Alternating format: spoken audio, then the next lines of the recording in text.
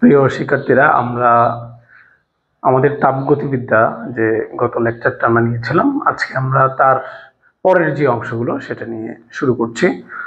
তো গত লেকচারে তোমরা দেখেছো যে আমরা সমস্যা প্রক্রিয়ার বৈশিষ্ট্যগুলো নিয়ে আলোচনা করেছিলাম। হ্যাঁ, আমরা যে ইন্ডিকেটর ডায়াগ্রাম করেছিলাম, ইন্ডিকেটর ডায়াগ্রামের আমি বাংলা মনে হয় একটু ভুল লিখেছিলাম, সেটা সূচক চিত্র না হয়ে হবে নির্দেশক চিত্র হবে। হ্যাঁ, সেই ইন্ডিকেটর ডায়াগ্রাম আমরা 4টা প্রক্রিয়ার জন্য পড়ছিলাম। তো আমরা প্রথমে সমচাপ, সমায়তন, এবারে সমস্যা প্রক্রিয়া, এই 3টা আমরা সম্পূর্ণ করে আজকে আমরা রুদ্রতাপীয় যে প্রক্রিয়া সেখান থেকে শুরু করব। তো রুদ্রতাপীয় প্রক্রিয়া শুরু করে আমরা মোটামুটি তাপগতিবিদ্যার প্রথম সূত্র এভাবে আমরা গ্র্যাজুয়ালি আগাবো। তো আজকে এই লেকচারে আমরা চেষ্টা করব তাপগতিবিদ্যার সূত্রের যতগুলো অংশ আছে, হ্যাঁ, সেগুলো যাতে আমরা কভার করতে পারি। তাহলে আসো প্রথমে রুদ্রতাপীয় প্রক্রিয়া।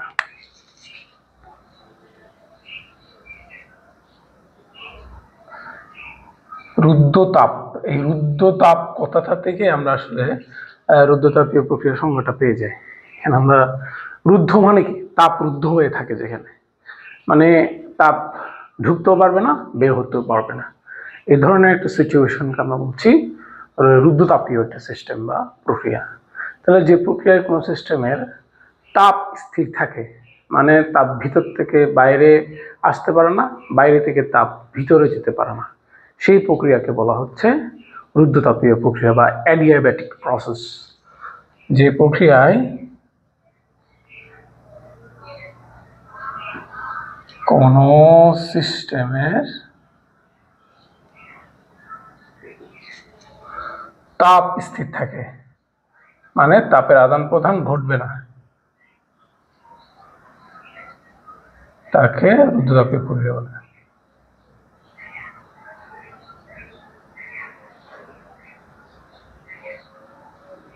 এই রুদ্রতাপীয় প্রক্রিয়ার কনসেপ্টটা খুবই ইম্পর্টেন্ট। হ্যাঁ, খুবই ইম্পর্টেন্ট, কারণ এখানে এই জিনিসটা বিশেষ করে নিউ বলা যায়। তাহলে এখানে আমরা দেখতে পাচ্ছি ডিকিউ সমান কি হবে, কোনো হিট সাপ্লাই হবে না, কোনো হিটের আদান প্রদান হবে না। তাহলে বৈশিষ্ট্যগুলো যদি আমরা লিখি এরকম হবে,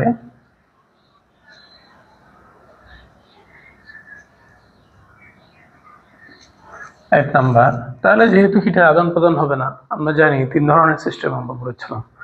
একটা হচ্ছে মুক্ত, বদ্ধ, আর একটা কি বিচ্ছিন্ন। বিচ্ছিন্ন সিস্টেমে তাপের আদান প্রদান হয় না। তাহলে বিচ্ছিন্ন সিস্টেমে যেহেতু তাপের আদান প্রদান করা যাবে না, তাদের তাপের যাতে আদান প্রদান না হয় সেজন্য পাত্রের দেয়াল নিশ্চয়ই অপরিবাহী পদার্থ দিয়ে তৈরি হতে হবে। তাহলে আমরা প্রথমে লিখব এটা কি, এটা বিচ্ছিন্ন সিস্টেম।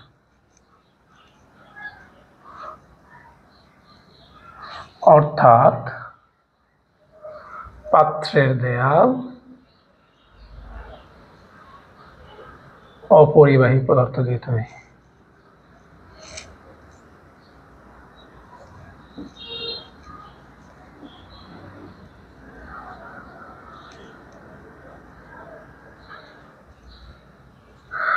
তাহলে এটা আমরা দেখতে পাচ্ছি যেহেতু বাইরে থেকে হিট সাপ্লাই দিয়ে ভিতরে টেম্পারেচার বা তাপমাত্রা স্থির রাখা লাগে না, অতএব এটাকে আমরা বলতে পারি স্বতঃস্ফূর্ত প্রক্রিয়া। এটা প্রকৃতিতে আপনা আপনি ঘটে, এটি স্বতঃস্ফূর্ত প্রক্রিয়া, স্পন্টেনিয়াস প্রসেস।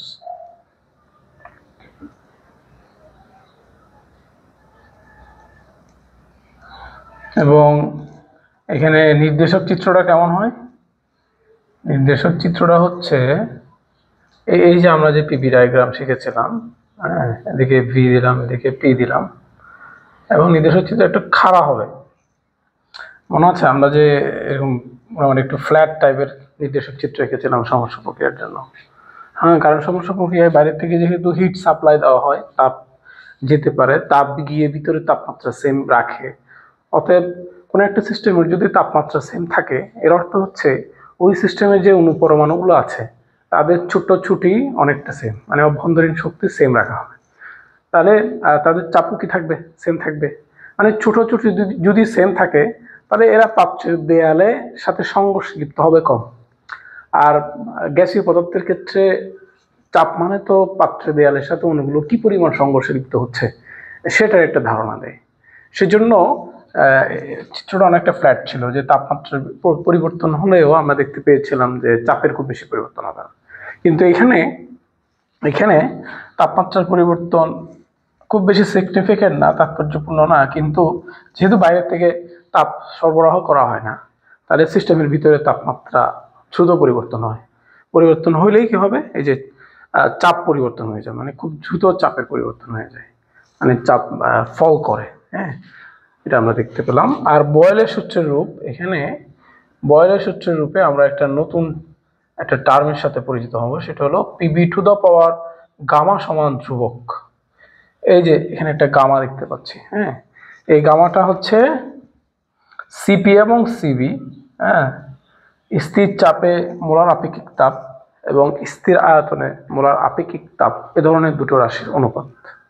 হ্যাঁ, এই গামার মান জানলে আমরা অনেকগুলো বিষয় সম্পর্কে ধারণা পাই। যেমন গামার মান জানার মাধ্যমে আমরা ওই গ্যাসের কত পারমাণবিক গ্যাস সেটা সম্পর্কে ধারণা পাই। এটা কি এক পারমাণবিক নাকি বহু পারমাণবিক নাকি এটা দ্বিপারমাণবিক গ্যাস, সে সম্পর্কে ধারণা পাই। এবং গামা যেখানে থাকে বুঝতে হবে এটা একটা অ্যাডিয়াবেটিক প্রসেস, মানে কোনো একটা সিস্টেমে তাপ শক্তি সরবরাহ জিরো এখানে। হ্যাঁ, আর কোনো একটা সিস্টেমে তাপ শক্তি সরবরাহ জিরো মানে হচ্ছে এটা যদি এক্সপ্যানশন হয়, মানে এটা যদি সম্প্রসারণ হয় তাহলে ভিতরে তাপমাত্রা কমে যাবে, আবার যদি সংকুচিত হয় তাহলে ভিতরে তাপমাত্রা বেড়ে যাবে, এরকম একটা ধারণা পাওয়া যায়।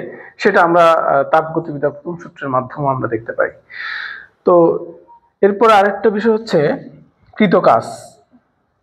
আমরা একটু উপরে লিখি কৃতকাজ।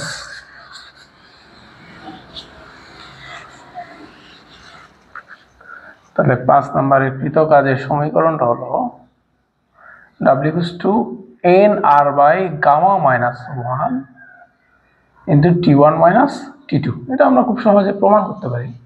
এগুলো আমরা যদি সুযোগ থাকে একটু প্রমাণে যাওয়ার চেষ্টা করব। হ্যাঁ, এরপরে 6 নাম্বার, এখানে একটা কথা আছে যে এই যে আমরা দেখতে পাচ্ছি রুদ্ধতাপীয় প্রক্রিয়ার যে রেখাটা সেটা একটু খাড়া। হ্যাঁ, সমস্য প্রক্রিয়া রেখার চেয়ে কত খাড়া সেটার একটা ব্যাপার আছে। তাহলে এখানে আমরা এভাবে লিখি, রুদ্ধতাপীয় রেখা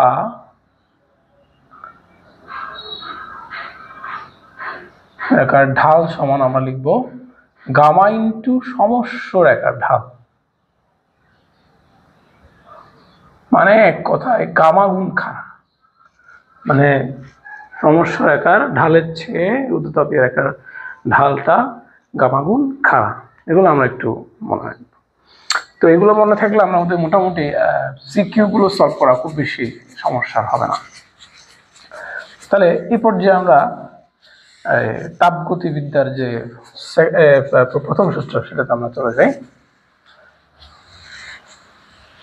তাপগতিবিদ্যার প্রথম সূত্র,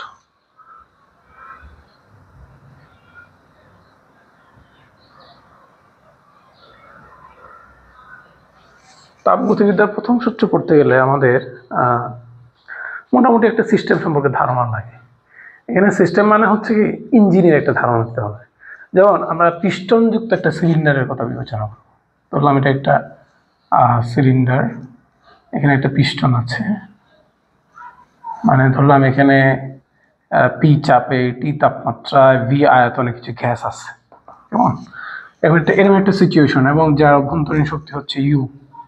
তাহলে আমি বললাম কি পি চাপে টি তাপমাত্রায় ভি আয়তনে ইউ অভ্যন্তরীণ শক্তি বিশিষ্ট এখানে কিছু কি আছে, গ্যাস আছে।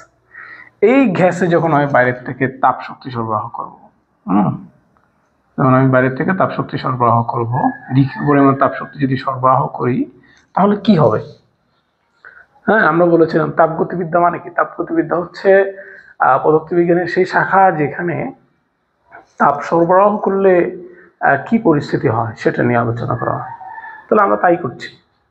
হ্যাঁ, আমরা বেসিক্যালি আমাদের এখানে টার্গেট থাকবে সেটা হলো এই যে তাপ শক্তি সরবরাহ করলাম, এই তাপ শক্তি সরবরাহ করার কারণে আমরা মেকানিক্যাল ওয়ার্ক পাচ্ছি কিনা, মানে যান্ত্রিক কাজ পাচ্ছি কিনা, এক কথায় যান্ত্রিক মানে কাজ পাচ্ছি কিনা, মানে তাপকে আমরা কাজে রূপান্তর করতে পারছি কিনা।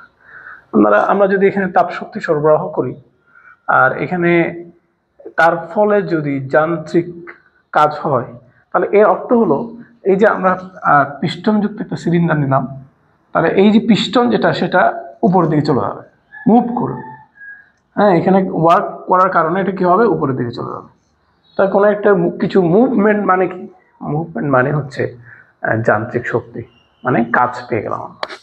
তাহলে এখানে আমাদের টার্গেটই এটা। হ্যাঁ, আমরা আমরা আমরা আজকে আমাদের যে গাড়ি, আজকে যে আমরা নিউক্লিয়ার পাওয়ার প্ল্যান্টের কথা যদি বলি, আমরা বলি ইলেকট্রিক পাওয়ার প্ল্যান্ট, সবগুলো আসলে কি হচ্ছে, তাপশক্তিকে তারা কাজে রূপান্তর করার চেষ্টা করছে।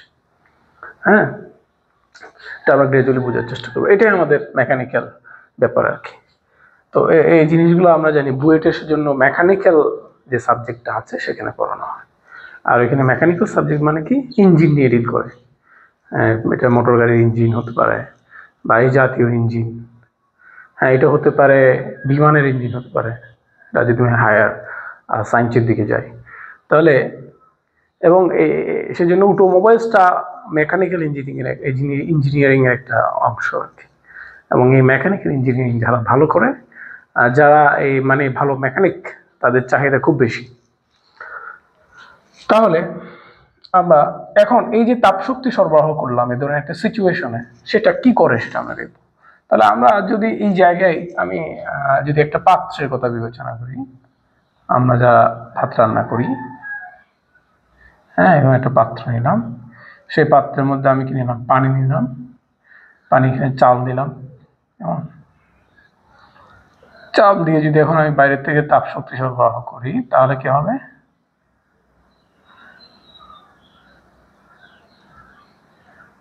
বার্নার বার্নার দিয়ে আমরা তাপ দিচ্ছি।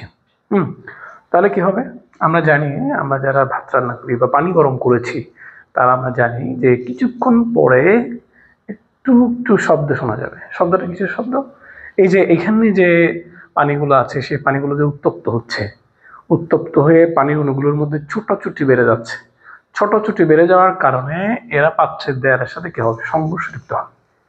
এই সংঘর্ষের একটা আওয়াজ শোনা যাবে, মানে এ ধরনের একটা আওয়াজ শোনা যাবে। তো তখনও কিন্তু আমরা জানি পানির লেভেলটা ফিক্স থাকে, কিন্তু আফটার 10 or 15 মিনিটস আমরা জানি এই পানির লেভেলটা উপরের দিকে ওঠে। তাহলে আমরা এখানে একটা ব্যাপার হচ্ছে, এই যে সিস্টেমের কথা বিবেচনা করছি, অনুরূপ এখানে এই জায়গায় গ্যাস থাকে আর কি। হ্যাঁ, তাহলে গ্যাসেও যদি আমি তাপশক্তি সরবরাহ করি তাহলে সেটা কি হবে, প্রথমে গ্যাসের যে অণুগুলো আছে সেগুলো ছোটাছুটি বেড়ে যাবে। হ্যাঁ, গ্যাসের অণুগুলো ছোটাছুটি বেড়ে যাওয়া মানে তাদের গতিশক্তি, বিভব শক্তি, এরপরে রোটেশনাল এনার্জি বা ঘূর্ণন শক্তি বেড়ে যাবে। এটাকে আমরা বলি অভ্যন্তরীণ শক্তি বৃদ্ধি। তাহলে অভ্যন্তরীণ শক্তি মানে কি, কোনো সিস্টেমের অভ্যন্তরীণ শক্তি মানে হচ্ছে ওই সিস্টেমের যে অণুপরমাণু আছে তাদের যে গতিশক্তি, বিভব শক্তি, ঘূর্ণন শক্তি, এগুলোর যে সমষ্টি, সেটাকে আমরা বলি অভ্যন্তরীণ শক্তি। তাহলে কোনো একটা সিস্টেমে যদি তাপশক্তি সরবরাহ করি তাহলে প্রথমেই ওই সিস্টেমের অণুগুলো ছোটাছুটি বেড়ে যাবে, মানে ওই সিস্টেমের অভ্যন্তরীণ শক্তি বাড়বে। কিছুক্ষণ পরে পানির লেভেলটা উপরের দিকে উঠে, অর্থাৎ পানির লেভেল কি হয়, স্মরণ ঘটে। আর আমরা জানি স্মরণ ঘটা মানে কি হয়, কাজ সংগঠিত হবে। তাহলে এই সূত্রটাকেই আমরা এভাবে লিখবো যে কোনো সিস্টেমে, ফার্স্ট ল আমাদেরকে যেটা বলতেছে, আমরা যদি কোনো সিস্টেমে যদি তাপশক্তি সরবরাহ করা হয়, কোনো সিস্টেমে তাপশক্তি সরবরাহ করা হলে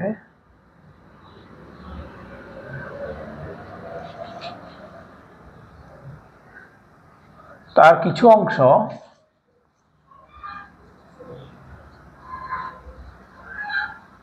সিস্টেমের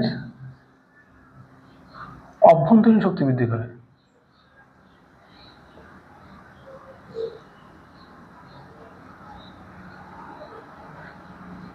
এবং বাকি অংশ, হ্যাঁ,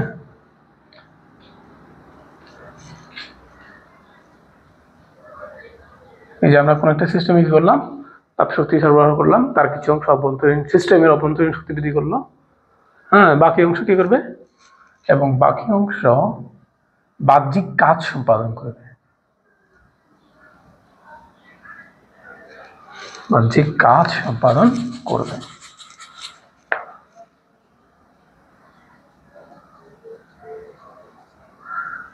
তাহলে আমি একটা সিম্পল এক্সাম্পল দেওয়ার জন্য, ভাত রান্না করার সময় যে আমরা হাঁড়ি পাতিল ব্যবহার করি, সেই হাঁড়ি পাতিলের ক্ষেত্রে কি হয় সেটা একটু মনে রাখলে চলবে।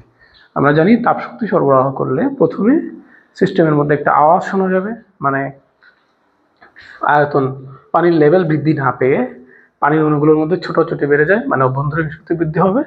আর কিছুক্ষণ পরে পানির লেভেলটা উপরের দিকে উঠবে, মানে পানির লেভেলের সরণ ঘটবে, মানে কাজ সম্পাদিত হবে।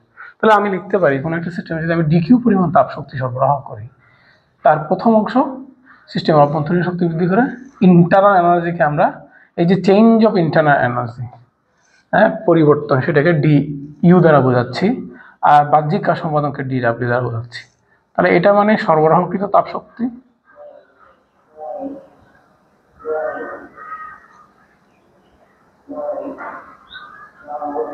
এটা হচ্ছে অভ্যন্তরীণ শক্তি,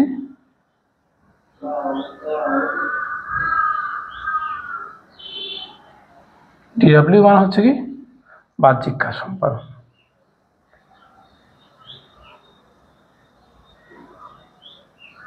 তাহলে এখানে কিছু জিনিস আমাদের মনে রাখতে হবে। এই যে ডিইউ ডিডব্লিউ যদি পজিটিভ হয়, মানে হচ্ছে সিস্টেম পরিবেশের উপর কাজ করবে, মানে সিস্টেমটা এক্সপ্যানশন হবে, সিস্টেমটা বড় হয়ে পরিবেশের উপর চাপ প্রয়োগ করবে, সিস্টেম পরিবেশের উপর কাজ করবে।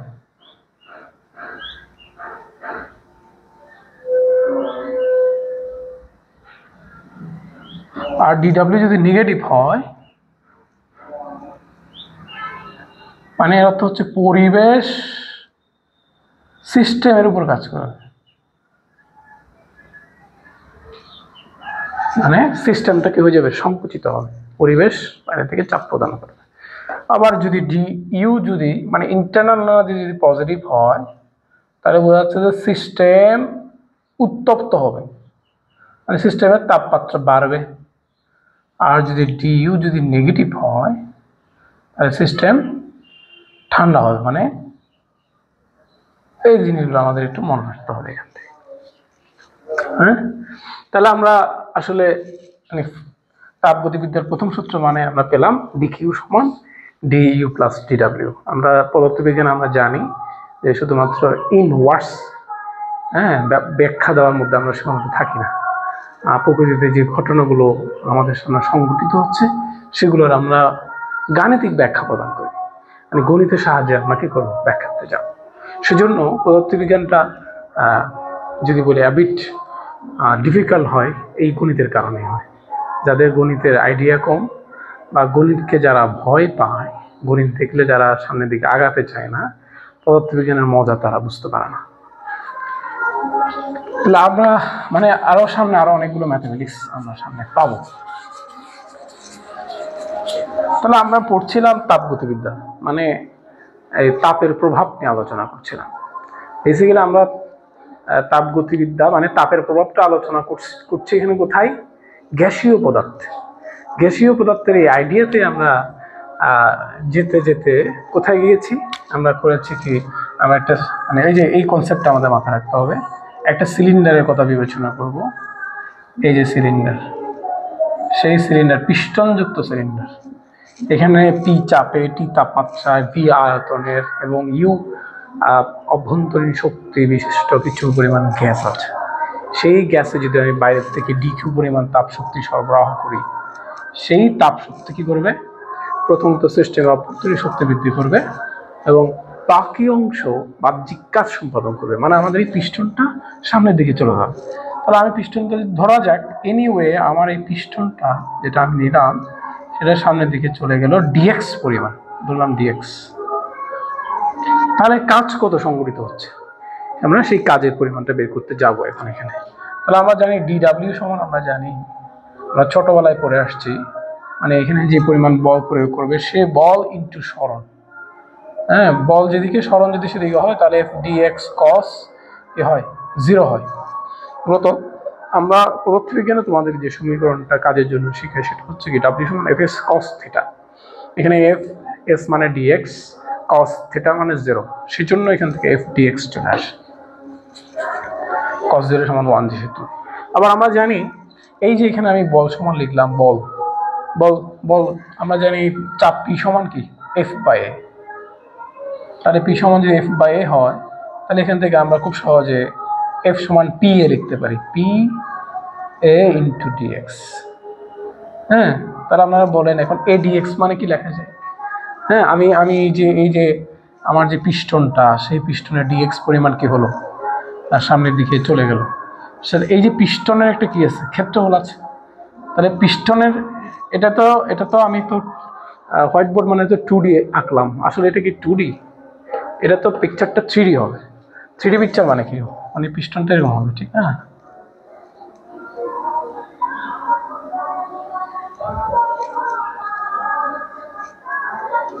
এটা হচ্ছে মূলত পিস্টন, ঠিক না?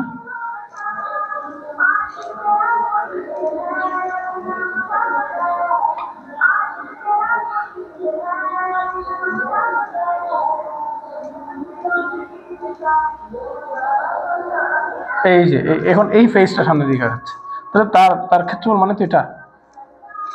হ্যাঁ, তাহলে তো A ইন্টু ডিএক্স মানে কি, যেটুকু মানে এটা পিস্টনের সামনের দিকে যাওয়ার কারণে যেটুকু আয়তন বেড়েছে সেটুকু বোঝাচ্ছে, ঠিক না? তাহলে A এবং ডিএক্স মানে আমি এখানে নিঃসন্দেহে লিখতে পারি PdV, মানে আয়তন বৃদ্ধি।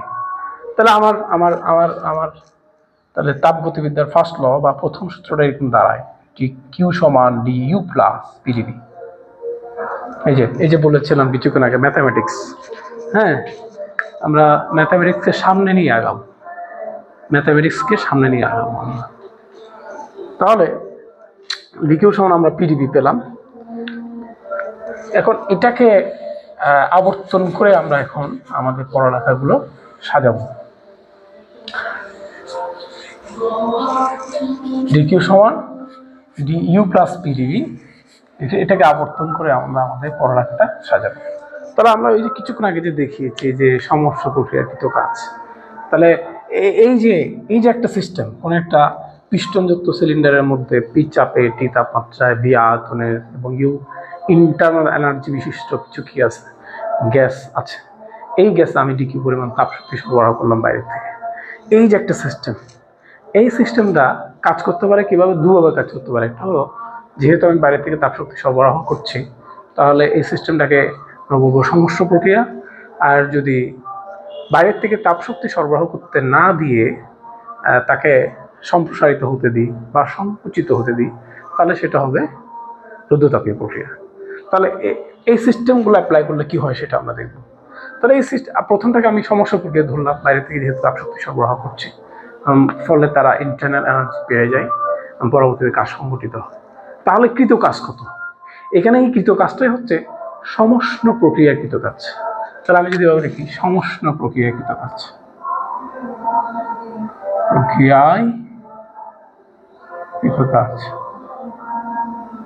তাহলে আমি DW সমান বের করবো, আমরা যে সূত্র জানি PdV। তাহলে আমরা এখন তো ক্যালকুলাস জানি, তাহলে সেই ক্যালকুলাসকে যদি আমরা এখানে প্রয়োগ করি, ইন্টিগ্রেশন করি, V1 to V2 আমরা যদি ইন্টিগ্রেশন করি, তাহলে আমরা এই ধরনের একটা সিচুয়েশন পেয়ে যাব। তো আমরা তো আরও জানি, আমরা জানি PV সমান nRT-টা পড়ে আসছিলাম। তাহলে এখান থেকে আমরা P সমান কি লিখতে পারি, P সমান আমরা লিখতে পারি nRT/V, ঠিক আছে? P সমান, তাহলে আমরা যদি এখানে বসাই এটা, তাহলে আমাদের দাঁড়াবে nRT/V dV। ওকে, তাহলে আমি nRT বাইরে নিয়ে আসি, যেহেতু তিনটাই ধ্রুবক। এখন আমি যদি V1/V2 1/V dV কে ইন্টিগ্রেশন করি, আমরা জানি এটা ln V আসবে। ln V তে যদি আমি V1 V2 বসাই, তাহলে আমার আসলে সমীকরণটা আসবে এরকম, ln of V2/V1। এটা হলো আমাদের কৃত কাজ রাশিমান। এটাকে যদি আমি ইন্টিগ্রেশন করি 0 to W, এটা আসবে। তো এখানে আমরা এটাও লিখতে পারি, ওই যে P1/V1 সমান P2/V2, এই সূত্রকে কাজে লাগিয়ে এখানে আমি P1/P2 লিখতে পারি। তো অনেকে আমি দেখেছি যে এই যে V2/V1 থেকে কিভাবে P1 থেকে P2 হয় সেটা না জানা থাকার কারণে এই P1 P2টাকে জাস্ট চেঞ্জ করে ফেলে, P2 উপরে চলে যায়, P1 উপরে চলে যায়, নিচে চলে আসে। মানে সে জানার পরেও জাস্ট কিভাবে আসে, বেসিকটুকু দুর্বল হওয়ার কারণে তার অঙ্কটা হয় না, 0 পায় আর কি। তাহলে অনুরূপ আমরা যদি এখন এই যে সমস্যা প্রক্রিয়া দেখলাম, আমি যদি এখন রুদ্ধতাপীয় প্রক্রিয়াকৃত কাজটা দেখি,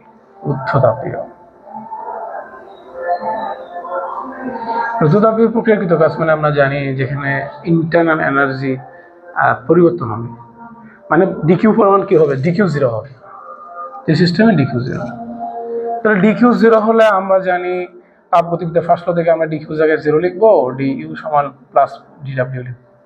তাহলে এখানে ডিডাব্লিউ সমান হচ্ছে মাইনাস ডিইউ, মানে আসলে হচ্ছে এখানে সিস্টেমটা কি হবে, সংকুচিত হবে, মানে সরি সিস্টেমের তাপমাত্রা কমে যাবে, মানে তাপমাত্রা সিস্টেমটা ঠান্ডা হবে। ইন্টারনাল এনার্জি মাইনাস মানে আমরা বলেছিলাম যে সিস্টেমটা কি হবে, এখানে সংকুচিত হয়ে যাবে, সরি সিস্টেমের তাপমাত্রা কমে যাবে, হ্যাঁ, যদি এক্সপেনশন ঘটে। আবার যদি কন্ট্রাকশন হয়, মানে যদি সংকুচিত হয়, তাহলে সিস্টেমের তাপমাত্রা বেড়ে যাবে। তাহলে আমরা এখন এইখানে আমরা এটা একটু প্রয়োগ করব। আমরা যে পিডিবি লিখলাম, আপাতত পিডিবি লেখার পরে আমরা একটু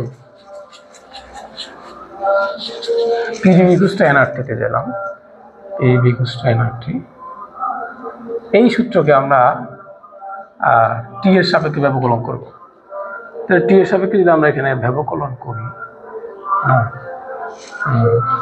তাহলে একটু যদি খেয়াল করি, আমরা বলেছিলাম রুদ্ধতাপীয় প্রক্রিয়ায় আমাদের বয়লের সূত্রের রূপটা কি, পিভি সমান PV to the power gamma সমান কি, ধ্রুবক।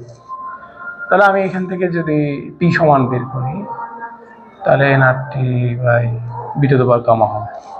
তাহলে আমি সেই ভ্যালু যদি এখানে বসাই, তাহলে আমার এরকম হবে সমীকরণটা।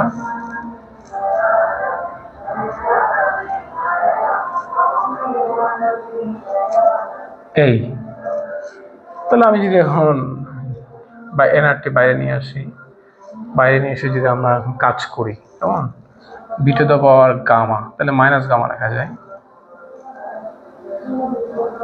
হ্যাঁ লিখলাম। লিখে যদি আমরা ইন্টিগ্রেশনের সূত্রটা লিখি, আমরা জানি সেই সূত্রটা কেমন হবে, সেই সূত্রটা হবে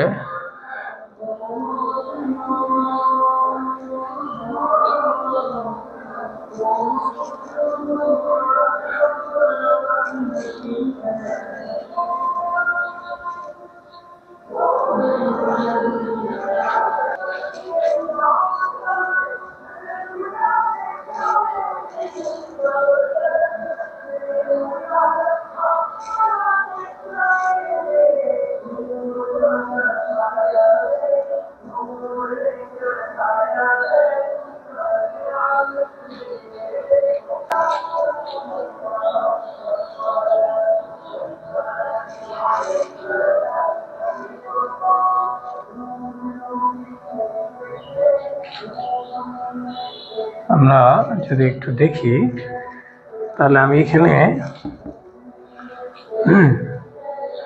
এই যে নিচে নিয়ে আসতে পারি 1 মাইনাস গামাকে, ভিতরের অংশটাকে নিয়ে এসে আমি এটার উপর এখন যদি সূত্র লিখি, তাহলে এরকম হবে B2 to the power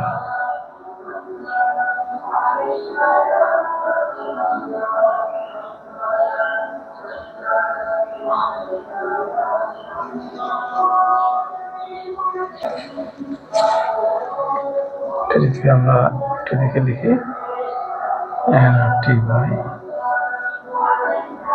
minus gamma, এটাকে জাস্ট আমি বি2 to the power minus gamma into V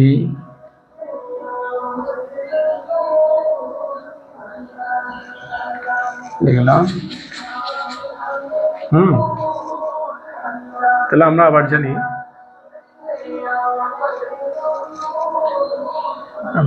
হচ্ছে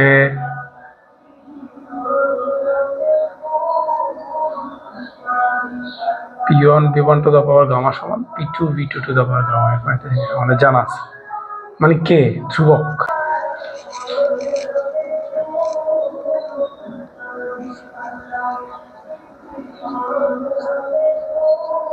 আমরা জানি V2 to the power gamma এরকম লেখা যায়, আবার এখানে লেখা যায় V1 by V1 to the power gamma লেখা যায়।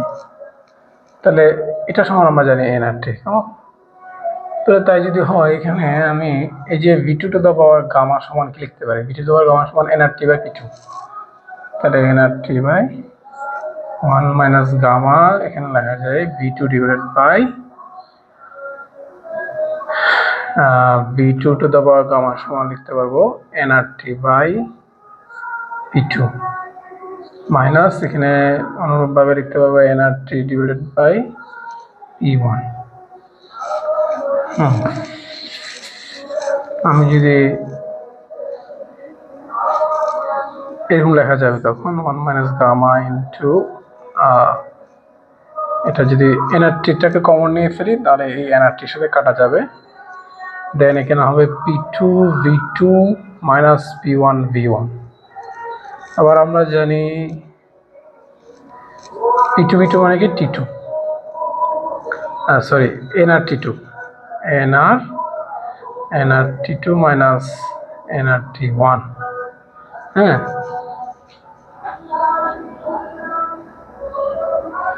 ঠিক আছে। তাহলে আমি nR বাইরে নিয়ে আসি, nR বাই এটাকে যদি গামা মাইনাস 1 লিখি তাহলে আমার দাঁড়াচ্ছে T1 মাইনাস T2। এই হলো কৃতকাজের সমীকরণ। না, একটু বিভিন্নভাবে ঘুরিয়ে পেঁচিয়ে একটু প্রমাণ করা লাগে, এবং এখানে ম্যাথামেটিক্সটা একটু ইন্টারেস্টিং। তাহলে এরপরে আমরা চলে যাই, আমাদের আরো কিছু নতুন টার্মের সাথে পরিচিত হওয়া লাগবে। সেই টার্মগুলো হচ্ছে মোলার আপেক্ষিক তাপ। আমরা ছোটবেলায় আপেক্ষিক তাপ কাকে বলে, তাপ ধারণ ক্ষমতা কাকে বলে পড়ে এসেছি। তাপ ধারণ ক্ষমতা কাকে বলে? মানে কোনো বস্তু তাপমাত্রা 1 কেলভিন বাড়াতে যে তাপ লাগে তাকে তাপ ধারণ ক্ষমতা বলে। আবার মোলার আপেক্ষিক তাপ কাকে বলে? কোনো বস্তুর 1 কেজি বলে কোনো বস্তুর তাপমাত্রা 1 কেলভিন বাড়াতে যে তাপ লাগে তাকে আমরা বলেছিলাম আপেক্ষিক তাপ। তাহলে এটা যেহেতু আমরা এখানে গ্যাস নিয়ে ডিল করবো, তো গ্যাস তো আমরা কেজিতে মাপবো না, আমরা গ্যাস মাপি হচ্ছে মোল দিয়ে, কত মোল গ্যাস। সেই জন্য এখানে আমরা কতটাকে মোলার আপেক্ষিক তাপ বলবো, মোলার আপেক্ষিক তাপ। তাহলে মোলার আপেক্ষিক তাপ কাকে বলে? তাহলে আমি বলবো 1 মোল কোনো গ্যাসের তাপমাত্রা 1 কেলভিন বাড়াতে যে তাপ লাগে তাকে মোলার আপেক্ষিক তাপ বলে। আপেক্ষিক তাপ এখানে সি দ্বারা প্রকাশ করে, সি। তাহলে আমরা এখানে যেহেতু কোনো একটা গ্যাসে আমরা যদি তাপ শক্তি সরবরাহ করি, তার চাপও বাড়তে পারে, তার আয়তনও বাড়তে পারে। তো আমরা এখানে সমষ্ণ এবং রুদ্ধতাপীয় প্রক্রিয়া, আমরা জানি সমষ্ণ প্রক্রিয়ায় চাপ অনেকটা স্থির থাকে। হ্যাঁ, রুদ্ধতাপীয় প্রক্রিয়ায় আমরা আবার বাইরের থেকে তাপ শক্তি সরবরাহ করি না। তাহলে এই জন্য আমরা ওই সমষ্ণ এবং রুদ্ধতাপীয় প্রক্রিয়ার স্টাইল একটু চিন্তা করব। যেমন এই মোলার আপেক্ষিক তাপে আমরা বলবো চাপ স্থির রেখে একটা শর্ত দিব, আরেকবার আয়তন স্থির রেখে একটা শর্ত দেব। চাপ স্থির রেখে কোনো গ্যাসের তাপমাত্রা 1 কেলভিন বাড়াতে যে তাপ লাগে তাকে স্থির চাপে কি বলবে? মোলার আপেক্ষিক তাপ। যেহেতু চাপ স্থির, এই সাবস্ক্রিপ্ট আকার আমরা পি দিয়ে দিব, এটা বোঝানোর জন্য। ঠিক আছে, তাহলে এক্ষেত্রে আমার সিবি সমান কি হবে? সিবি সমান হবে dq বাই ndt। সেটা আমরা ঐকিক নিয়মের মাধ্যমে করতে পারি, যে যদি বলি n মোল কোনো গ্যাসের তাপমাত্রা dT পরিমাণ বাড়াতে যদি তাপ লাগে dq, তাহলে 1 মোল কোনো গ্যাসের তাপমাত্রা 1 কেলভিন বাড়াতে কত তাপ লাগবে? dq by ndt। এটাকে আমরা বলছি সিপি। ওকে, তাহলে আমরা একটা সমীকরণ পেয়ে গেলাম, সিপি সমান dq বাই ndt। অনুরূপভাবে আমরা চাপের কথা বলেছি, এখন আমরা কি করব? আয়তন স্থির রেখে 1 মোল কোনো গ্যাসের তাপমাত্রা 1 কেলভিন বাড়াতে যে তাপ লাগে তাকে স্থির আয়তনে মোলার আপেক্ষিক তাপ, যেহেতু আয়তন স্থির তাহলে সিবি লিখবো বলে। তাহলে এক্ষেত্রে সিবি সমান আমার সূত্র হবে কি? dq বাই ndt, একই সূত্র। এখানে আমি লিখবো সিবি সমান ndt। এই যে, তাহলে এর আগে একটা পেলাম সিপি, একটা পেলাম কি সিভি। এই সিপি এবং সিভি এর অনুপাতকে আমরা একটা নতুন টার্ম দিয়ে লিখি, এটাকে বলা হয় গামা। এই যে সিপি এবং সি, তাহলে গামা কি? গামা হচ্ছে স্থির চাপে মোলার আপেক্ষিক তাপ এবং স্থির আয়তনে মোলার আপেক্ষিক তাপের অনুপাত। এই গামার মান কত হয়? একটা হয় 1.67, একটা হয় 1.40। এটা এক পারমাণবিক গ্যাস বলে, এটা দ্বিপারমাণবিক গ্যাস। এক পারমাণবিক গ্যাস মানে আমরা জানি হিলিয়াম, এটা পারমাণবিক গ্যাস। আর দ্বিপারমাণবিক মানে হচ্ছে O2, H2, এই ধরনের যে গ্যাসগুলো আছে। আর 1.33 যদি বহু পারমাণবিক হয়। আরেকটা মান আছে 1.289, এটা হচ্ছে বহু পারমাণবিক, বাট যদি স্বাধীনতার মাত্রা 7 হয়, স্বাধীনতার মাত্রা 7 হলে এটা হয়। তবে এটা এই ধরনের গ্যাস প্রকৃতিতে দুষ্প্রাপ্য বা পাওয়া যায় না, বিধায় আমরা এই জিনিসটা পরিবেশি। এটা আমরা যখন একটু গামার মান বের করে দেখাবো তখন আপনারা একটু জানতে পারবেন। তাহলে এই সিপি এবং সিবির মধ্যে এটা একটা রিলেশন। আর একটা রিলেশন হচ্ছে সিপি মাইনাস সিবি সমান আর। এটা প্রমাণটাও ইন্টারেস্টিং। সিবি মাইনাস সিবি, এই প্রমাণটা হচ্ছে ইন্টারেস্টিং। তাহলে এখানে এই সমীকরণ থেকে আমরা একদম ক্লিয়ারলি দেখতে পাচ্ছি এখানে সিপি সিবি যেহেতু দুটো ধনাত্মক রাশি, প্রয়োজনীয় তাপ, অতএব CP is greater than CV. আর একটা কথা বলা যায়, CP is greater than CV কেন? এই প্রশ্নটা প্রায় সময় তোমাদের পরীক্ষায় আসে। তাহলে এটা এভাবে বলা যায় যে সিপিতে আমরা দেখতে পাচ্ছি যেহেতু চাপ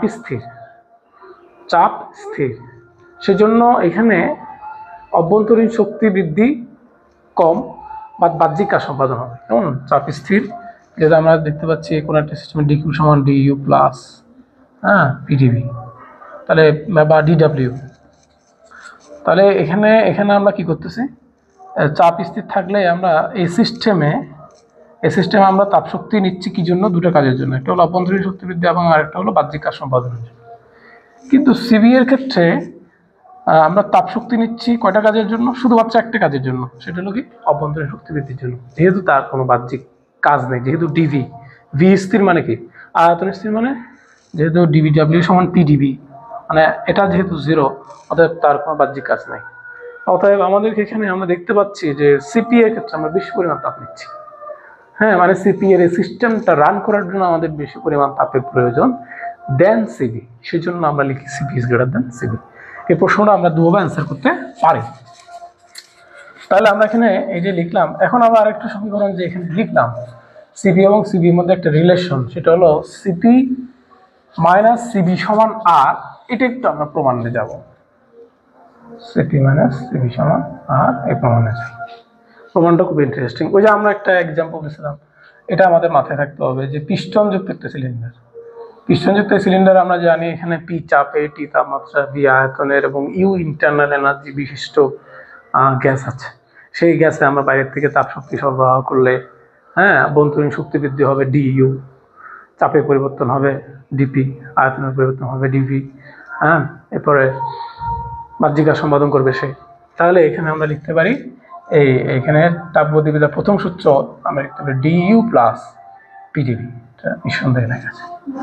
তো এটা লেখার পরে আমরা আবার জানি, যেহেতু আমরা জানি সিপি সমান ডিকিউ বাই এনডিটি বা ডিকিউ সমান কি সিপিডিটি, সিপি এনডিটি, তাহলে আমরা এখানে এটা লিখতে পারি সিপি এনডিটি। আবার ডিইউ সমান আমরা লিখতে পারি, ডিইউ সমান আমরা কীভাবে লিখতে পারি? ডিইউ এর একটা ইন্টারেস্টিং ব্যাপার আছে। আমরা জানি ডিকিউ সমান ডিইউ প্লাস পিডিবি, এটা আমাদের জানা আছে। মানে ডিডাব্লিউ লিখতে পারি এখানে, লিখলাম। তাহলে এখানে ডিকিউ সমান 0, রুদ্রতাপীয় প্রক্রিয়া ডিকিউ সমান কি 0 হয়। ডিকিউ সমান 0 হলে আমি এখানে লিখতে পারি,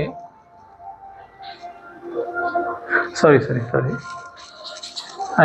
এটা আমরা পিডিবি লিখি, যেহেতু আয়তন স্থির, মানে আয়তন স্থির রাখলে আমরা জানি এটা সমান কি হবে 0 হবে। তাহলে সিবি এর ক্ষেত্রে সিবি এর ক্ষেত্রে নিঃসন্দেহে লেখা যায় ডিকিউ সমান ডিইউ, যেহেতু এটা জিরো টার্মটা ভ্যানিশ হয়ে যাবে। তা আবার আমরা জানি ডিকিউ সমান কি, আমরা জানি ডিকিউ সমান ডিইউ সমান লিখতে পারি সিবিডিটি, মানে এন সিবিডিটি লেখা যায়, এন সিবিডিটি লেখা যায়। ঠিক আছে, মানে ডিইউ সমান, যেহেতু আমরা জানি যে এখানে এখানে যদি এই যে সমীকরণটা আমাদের জানা আছে ডিকিউ বাই এন ডিটি, তাহলে ডিকিউ সমান কি এন সিবি ডিটি, তো সেটা সমান আবার ইউ, তাহলে ডিইউ সমান এন সিবি ডিটি লিখলাম। তাহলে সেখানে আমি বসাতে পারি এন সিবি ডিটি, হ্যাঁ, আবার পিডিবি লিখলাম। আবার আমরা জানি PB equal to nRT, PB equal to nRT. তাহলে এটাকে যদি আমি টি এর সাপেক্ষে ব্যবকলন করি, টি এর সাপেক্ষে যদি ব্যবকলন করি DDT of PB equal to কি হবে, হবে হচ্ছে এন আর হবে, ঠিক না? টি এর সাপেক্ষে যদি আমি টি কে ব্যবকলন করি তাহলে ডিটি বাই ডিটি কাটা যাবে, ডিটি বাই ডিটি কাটা গেলে আমরা জানি এখানে এন আর চলে আসে। যেহেতু এখানে আমরা একটু যদি বিবেচনা করি যে এখানে চাপ স্থির বিবেচনা করছি, কারণ বাইরের থেকে তাপশক্তি সরবরাহ করছি, এখানে বাইরের থেকে তাপশক্তি সরবরাহ করলে এটা কি হয়ে যায়, এটা হচ্ছে সমস্যা প্রক্রিয়া, আর সমস্যা প্রক্রিয়া অলমোস্ট চাপ স্থির থাকে। এটাকে আমরা এখন যদি টি এর সাপেক্ষে ব্যবকলন করি তাহলে ডিডিটি অফ লিখব পিবি এন আর, এটাকে ব্যবকলন করলে আমরা জানি টি এর সাপেক্ষে টি কে ব্যবকলন করলে 1 চলে আসে, আর এন আর যেহেতু ধ্রুবক আর একটা লাইন লিখতে পারি আমরা চাইলে। তাহলে এখানে একটা ব্যাপার হচ্ছে এই পি কে স্থির ধরবো আমরা, কেন ধরবো, কারণ একটা সমস্যা প্রক্রিয়া বাইরের থেকে তাপশক্তি সরবরাহ করছে যাতে ভিতরে তাপমাত্রা কি থাকে, যেহেতু বাইরের থেকে তাপশক্তি সরবরাহ করছে অতএব ধরা যায় ভিতরের চাপের খুব বেশি পরিবর্তন হয় নাই। তাহলে আমরা এক্ষেত্রে পি কে স্থির রেখে লিখবো ডিবি বাই ডিটি সমান এন আর। তাহলে আমি পিডিবি সমান লিখতে পারি হচ্ছে এন আর ডিটি। সেই অংশটা যদি আমি এখানে বসাই, এখন এক রঙে যদি বসিয়ে দিই তাহলে আমার কি আসে, একটা 1 ইমপ্লাইজ এক রঙে যদি বসাই আমি, তাহলে আমার আসতেছে হলো সি এন সিপিডিটি সমান এন সিবিডিটি প্লাস এন আর ডিটি। তাহলে এন কাটা গেল সব জায়গা থেকে, এন কাটা গেলে আমার দাঁড়াচ্ছে ডিটি ডিটি কাটা গেল, আর সিপিটার পাশে সিবি নিয়ে আসি, তাহলে সিপি মানে সিবি সমান আর, খুব প্রমাণিত হয়ে গেল। ঠিক আছে, তাহলে আমরা এই যে বললাম এই জিনিসটা জানার পরে আমরা একটু গামা মান বের করা শিখবো বলেছিলাম, মনে আছে? হ্যাঁ, গামা এর মান নির্ণয়।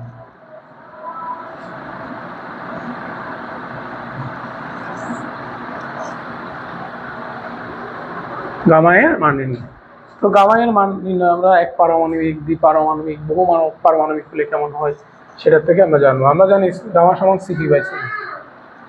হ্যাঁ,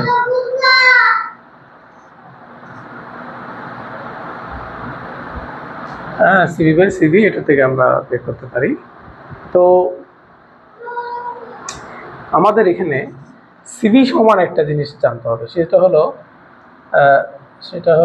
3/2R। সিবি সমান 3/2R। তোমরা এই প্রমাণগুলোতে দেখবা তোমাদের বইয়ে একদম ক্লিয়ারলি লিখে দেওয়া আছে সিবি সমান 3/2R। এই সিবি সমান তারা 3/2R কিভাবে লিখতো সেটা একটু আমরা বোঝার চেষ্টা করব। হ্যাঁ, আসো, তোমরা আদর্শ গ্যাস এবং গ্যাসের গতিতত্ত্ব চ্যাপ্টারে পড়েছো পিবি সমান 2/3 E, মনে আছে? হ্যাঁ, আমরা গ্যাসের গতিতত্ত্ব থেকে এই জিনিসটা প্রমাণ করেছিলাম, পিবি সমান 2/3 E।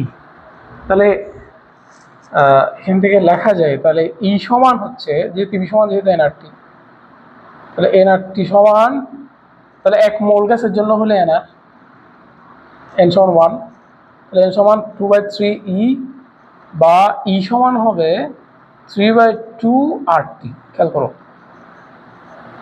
আর তোমাদের এই সিবি সমান কি, সিবি সমান হচ্ছে কি এক মোল কোনো গ্যাসের তাপমাত্রা, ওই যে এক মোল চলে আসছে অলরেডি, দেখো আমি এন সমান 1 বসিয়ে দিয়েছি।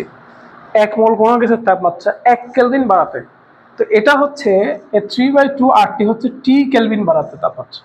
তাহলে 1 কেলভিন বাড়ানো হলে কি হবে, টি এর জায়গায় আমি 1 দিয়ে দিব, তাহলে আলটিমেটলি আমার এই শক্তির পরিমাণ কত শক্তি লাগবে সেটা সমান হয়ে যাবে, ধরলাম সেটা ই প্রাইম সমান হচ্ছে 3/2r, যেটাকে আমরা এখানে সিবি বলছি।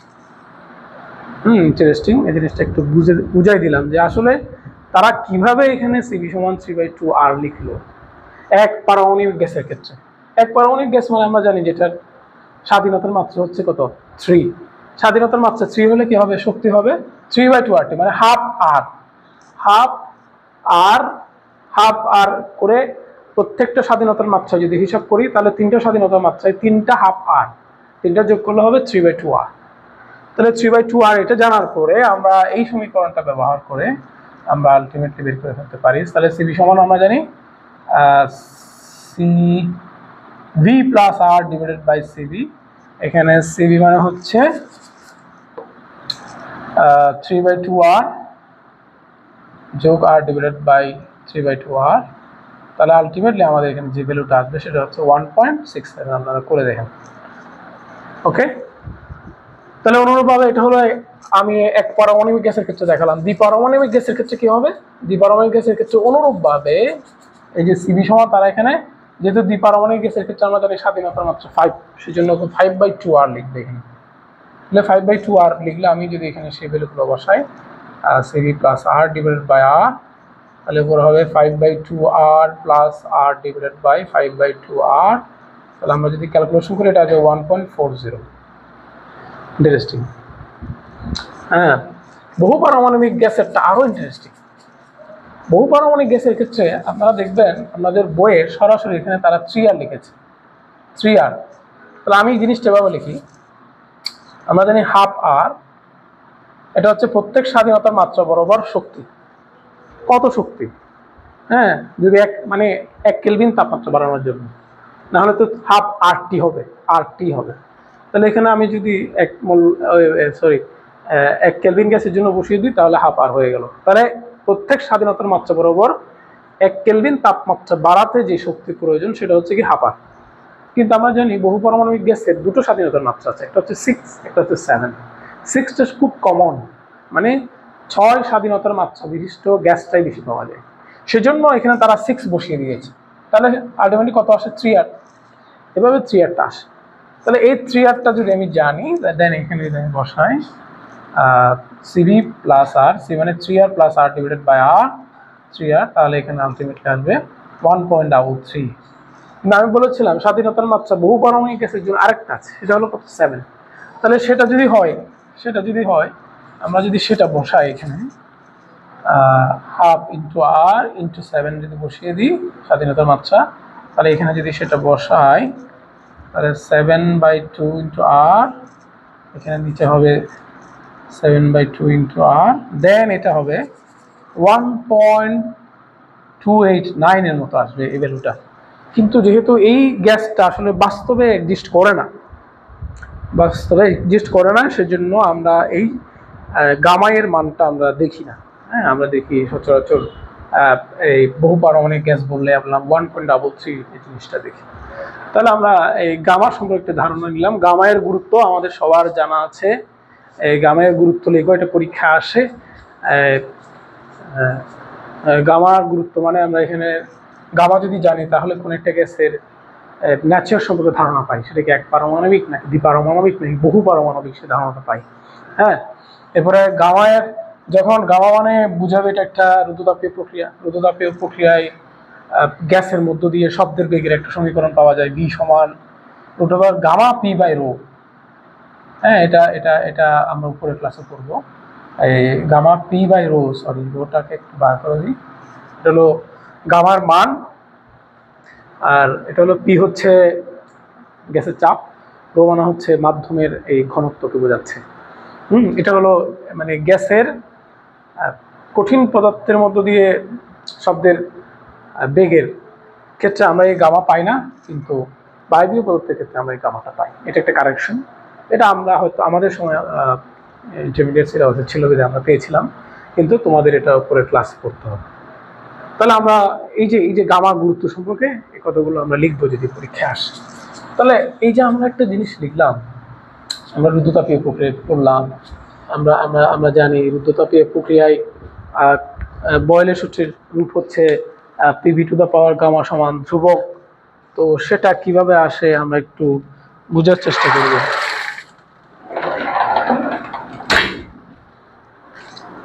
পিভি, এখন এই পর্যায়ে আমরা PV to the power gamma সমান ধ্রুবক এই প্রমাণটা একটু দেখার চেষ্টা করব।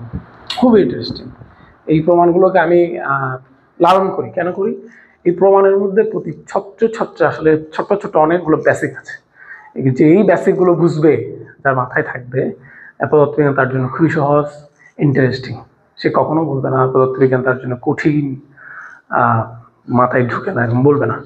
তাহলে আসো আমরা এখন দেখব PV to the power gamma সমান কে, এটা একটু প্রমাণটা আমরা একটা দেখার চেষ্টা করব। হ্যাঁ, আমরা একটু হারিলে আগাবো। আমরা অলরেডি তোমাদেরকে যেহেতু তাপগতিবিদ্যার প্রথম সূত্র পড়িয়েছি, তো তাপগতিবিদ্যার প্রথম সূত্রের থেকে আমরা জানি ডিকিউ সমান কি, ডিইউ প্লাস পিডিভি। এটা আমরা অলরেডি এস্টাবলিশ করেছি এবং বলেছি এটা এই সূত্রটা আসলেই মাথায় কি আনতে হবে, একটা পিস্টনযুক্ত সিলিন্ডারের কথা বিবেচনা করব, যেখানে পি চাপে, টি তাপমাত্রায়, ভি আয়তন এবং ইউ ইন্টারনাল এনার্জি বিশিষ্ট গ্যাস আছে। সেই গ্যাসে আমরা বাইরে থেকে তাপ শক্তি সরবরাহ করার কারণে তার আয়তন বাড়বে ডিভি, চাপ বাড়বে ডিপি, তার তাপমাত্রা বাড়বে ডিটি, এবং তার ইন্টারনাল এনার্জি বা অভ্যন্তরীণ শক্তি বৃদ্ধি হবে ডি ইউ, এবং তার বাহ্যিক কাজ সম্পাদন করবে ডিডাব্লিউ। সেখান থেকে আমরা লিখি ডিকিউ সমান ডিইউ প্লাস পিডিভি, মানে ডিডাব্লিউ জায়গায় পিডিভি। তাহলে তাই যদি হয়, আমরা রুদ্ধতাপীয় প্রক্রিয়া আমরা কি জানি? আমরা জানি এই সমীকরণটা হচ্ছে রুদ্ধতাপীয় প্রক্রিয়ায় বয়েলের সূত্রের রূপ। তাহলে রুদ্ধতাপীয় প্রক্রিয়া নিয়ে আমাদেরকে ডিল করতে হবে। তাহলে রুদ্ধতাপীয় প্রক্রিয়ায় আমরা জানি ডিকিউ সমান 0। তো ডিকিউ সমান 0 হলে আমরা লিখতে পারি ডিইউ প্লাস পিডিভি সমান 0। এটা আমরা লিখে ফেলতে পারি। তাহলে তা যদি আমরা লিখতে পারি, এর বাকি কাজগুলো আমাদের জন্য, এখানে পিডিভি সমান 0। তার ডিইউ সমান আমরা কি জানি? আমার ওই যে ডিইউ সমান আছে সিবিডিটি লিখতে পারি প্লাস পিডিভি সমান 0। তাহলে এতটুকু লেখার পর আমরা জানি পিভি সমান এনআরটি সমীকরণ আমাদের জানা আছে। এখানে আমরা এখন ডিডিটি করব, তাকে মানে টি এর সাপেক্ষে ব্যবকলন করব। টি এর সাপেক্ষে ব্যবকলন করলে এখানে কি হয়ে যাবে? এনআর হয়ে যাবে, বাট এখানে আমরা কিন্তু কাউকে স্থির ধরবো না, পি এবং ভি দুটোকেই পরিবর্তনশীল ধরে নিব। পি এবং ভি দুটোকে যদি পরিবর্তনশীল ধরে নিই, তাহলে আমার সূত্রটা কি হবে? ইউভি সূত্র, P dV by dT plus V dP by dT equal nR. তাহলে আমি যদি তাই হয়, আমি এখানে লিখতে পারি, এখানে লেখা যায় পিডিভি প্লাস বিডিপি সমান এনআর ডিটি লেখা যায়। আমি এক মূলের জন্য ধরে নিলে কিন্তু এন সমান ব্যাটিস হয়ে যাচ্ছে। তাহলে এখান থেকে আমি এখান থেকে ডিটি সমান কি পাই? ডিটি সমান পাই PDV by plus VDP divided by R. হ্যাঁ, এন সমান 1 ধরছে, ধরে ফেললাম যাতে বারবার লেখা না লাগে। তাহলে সেই মানটা যদি আমি এখন আমার এই সমীকরণে বসাই, এখানে 1 নঙ্গে যদি বসিয়ে দিই, তাহলে আমার সমীকরণের রূপটা কেমন হবে?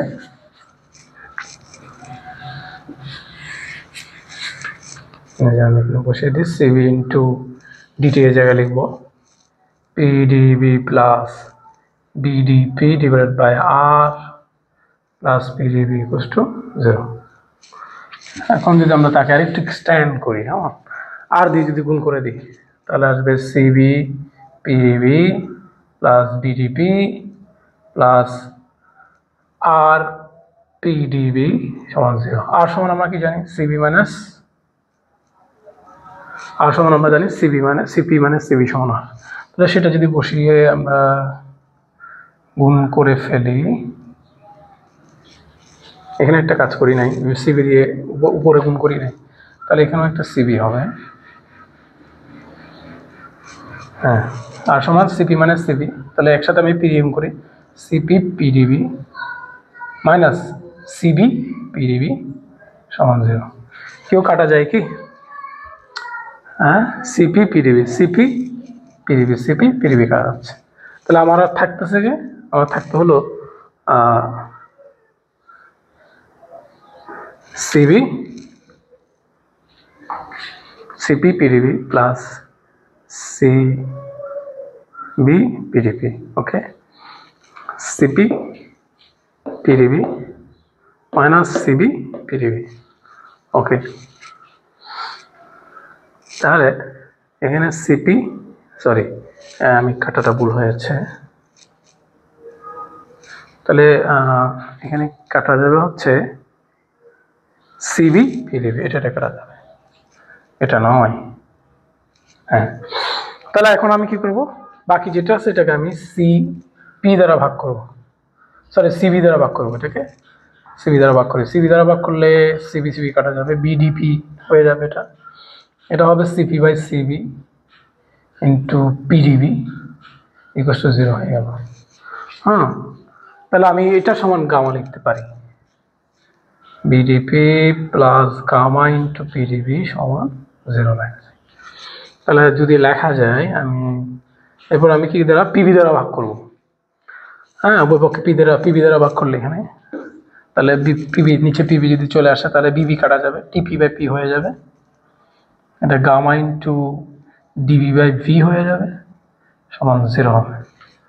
এখন আমি যদি সমাকলন করি, এটাকে সমাকলন করি, দেখা যাচ্ছে কি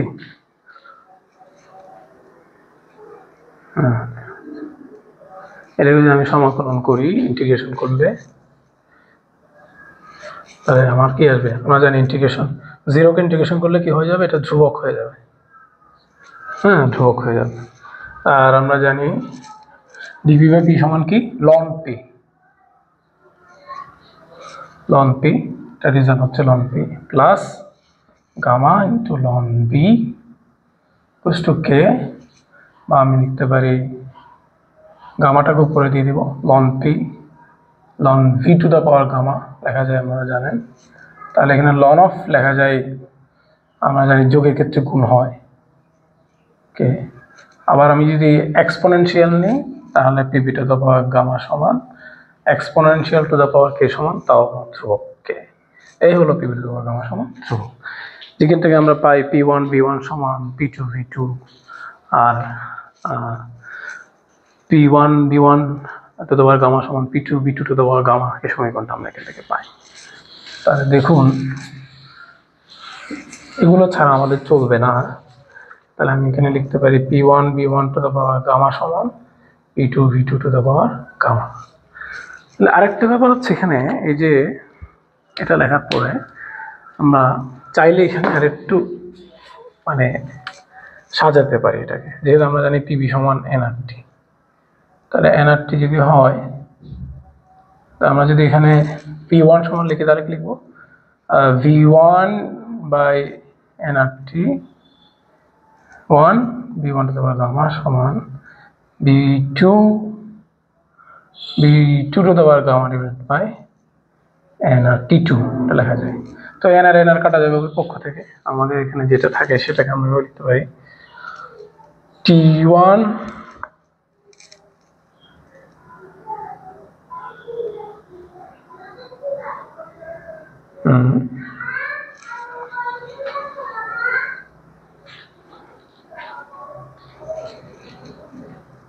এখানে আমরা লিখতে পারি T1 B1 to the power gamma minus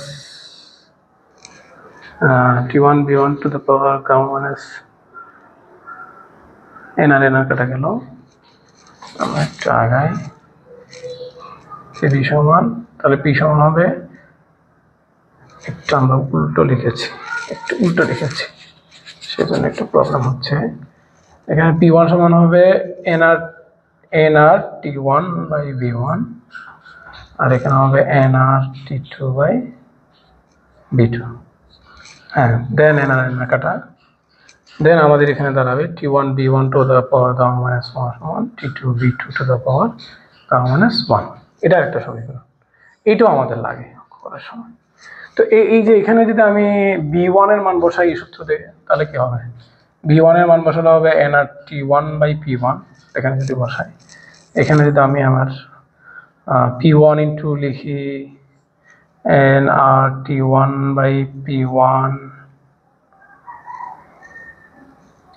to the power gamma সমান P2 into nRT2 to the power P2 এই যে এই পুরো গামা।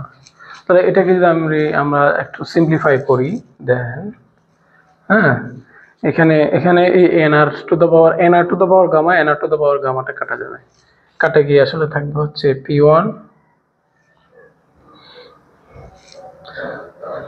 ইন্টু এটা হবে T1 to the power gamma P1 to the power gamma then P2 into P2 to the power gamma T2 to the power gamma.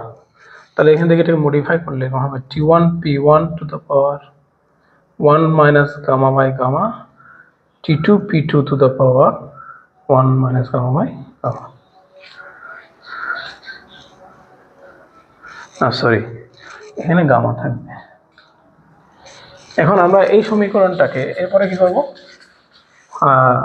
Gamma root করব।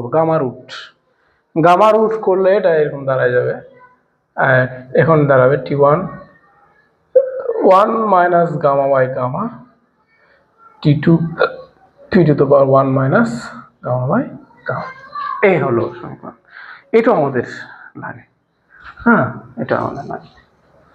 তাহলে এই জিনিসটা দেখার পরে আমরা একটা জিনিস দিয়ে আমরা শেষ করব, সেটা হচ্ছে এটা আমরা বলেছিলাম কেমন প্রদত্তপীয় রেখা সমস্যা রেখার চেয়ে গামা গুণ খাড়া।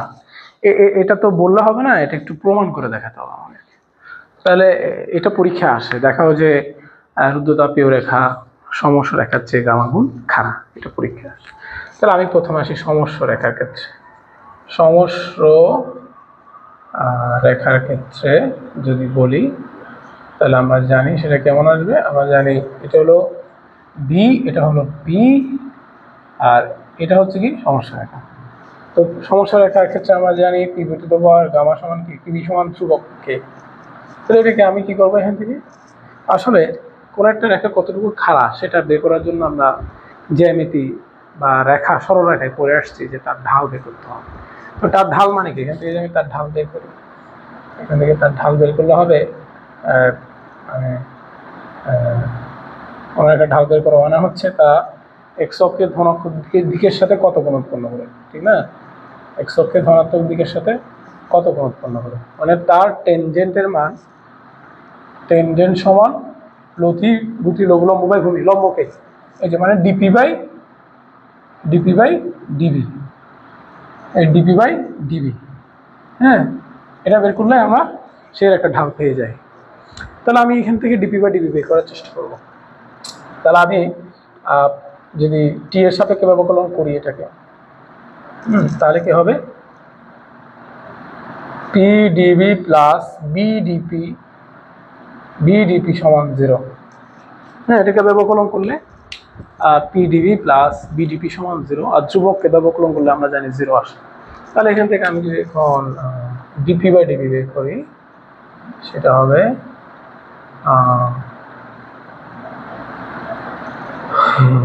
Minus P by B. হ্যাঁ, এটা হলো আমার সমস্যা রেখার ঢাল, ঠিক আছে, সমস্যা রেখার ঢাল। তাহলে আমি পেয়ে গেলাম সমস্যা রেখার ঢাল। তাহলে আমি এখন রুদ্রতাপীয় যদি যাই, রুদ্রতাপীয় রেখার ক্ষেত্রে যদি বলি তাহলে হবে হচ্ছে আমরা জানি PV to the power gamma সমান ধ্রুবক, এখন গামা চলে আসছে এখানে। তাহলে তার ক্ষেত্রে ডিপি বা ডিবি বের করার জন্য আমরা সূত্র যদি লিখি তাহলে হবে এরকম, পি মানে D of V to the power gamma plus V to the power gamma of D of P মানে ডিপি। হ্যাঁ, এটা ধ্রুবক আছে। তাহলে আমরা যদি কাজটা করি এখন, হ্যাঁ, এখানে আমরা টি দিয়েও করতে পারতাম, ডিপি বাই ডিটি দিতে পারতাম, টি এর সাপেক্ষে করতেছি আর কি। টি দিয়ে গুণ করলে, হ্যাঁ, টি দিয়ে গুণ করলে কি হয়ে যাবে, 0 হয়ে যাবে, ঠিক না? ডিটি কমন নিয়ে গুণ করলে 0 হয়ে যায়, মানে ডিটি চলে যায়। এখনো আমি সেজন্য লিখি নাই। তাহলে আমরা যদি এখানে লিখি আবার এটার সূত্র লিখলে কি হবে, gamma V to the power gamma মানে সমান, হ্যাঁ, এটা হবে V to the power gamma DP সমান 0। এখানে আমি ভি কে কি ধরেছি, V to the power gamma, কিন্তু ভি কে আবার ডিবি লিখতে হবে না ক্যালকুলাসের নিয়ম অনুযায়ী। হ্যাঁ, যেহেতু আমি এখানে পি কে এক্স ধরেছি বা টি এর সাপেক্ষে, কিন্তু সেটা তো টি না, বিটা তো টি না, সেজন্য সেটাকে আবার ঠিক লিখবো, ব্যবকরণে লিখবো, লিখলে আমাদের এরকম আসবে। দেন আমি যদি এখন আমাদের টার্গেট অনুযায়ী আমি কাজ করি, তাহলে আমাদের যেটা হবে V to the power gamma আসবে, V to the power gamma by gamma V লিখবো DV plus V to the power gamma into DP equals to 0। হ্যাঁ, এই সমীকরণটাকে আমরা এখান থেকে ডিপি বাই ডিবি বের করার চেষ্টা করবো, ডিবি বাই ডিবি বের করার চেষ্টা করবো। তাহলে আমরা এটাই পাশে রেখে এটাই পাশে নিয়ে যাই, V to the power gamma DP সমান minus V to the power gamma V to the power gamma by V into DV. তাহলে এই V to the power gamma কাটা গেল, তাহলে ডিপি বাই আমি আলটিমেটলি ডিবিটাকে নিচে নিয়ে আসি, নিচে নিয়ে আসলে কি হয়, এই গামাটাকে রাখলাম মাইনাস পি বাই বি। তো আমরা তো জানি এটা হচ্ছে কি, কিছুক্ষণ আমরা বের করেছি, এটা হলো সমস্ত রেখার ঢাল। হ্যাঁ, সমস্ত রেখা ঢাল, আর এটা কি রুদ্ধতাপীয় রেখার ঢাল।